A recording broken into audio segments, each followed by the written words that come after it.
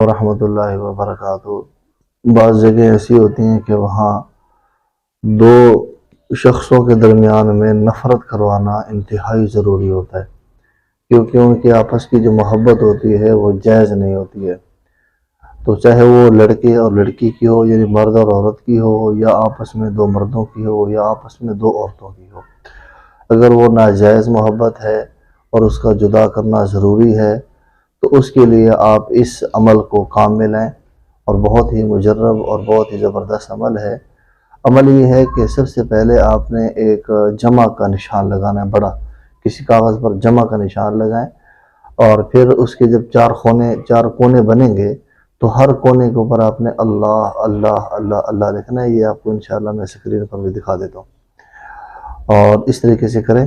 اور پھر اس کے نیچے ایک لائن بنائیں اور اس لائن کے اوپر لکھنا ہے البغض والعداوت والفراق بین فلاں بن فلاں و فلاں بن فلاں۔ یہ اس کے نیچے آپ نے لکھ لینا ہے، یعنی فلاں بن فلاں کی جگہ پر جو جن کے درمیان میں نفرت کروانی ہے ان کے نام اور ان کی ماں کا نام لکھنا ہے۔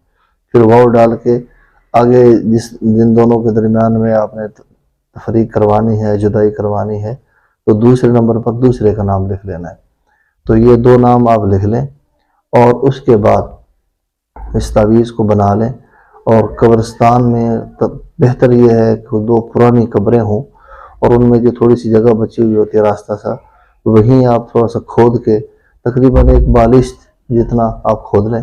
اس کے اندر اس تعویذ کو ڈال دیں، اوپر سے مٹی ڈال کے بند کر دیں، اور پھر 15 دن تک عشاء کی نماز کے بعد 100 مرتبہ درود پاک پڑھ لیں، اسی نیت سے پڑھ لیں،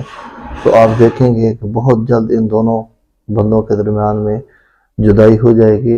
اور وہ یہ ایک دوسرے کی شکل دیکھنا بھی گوارا نہیں کریں گے۔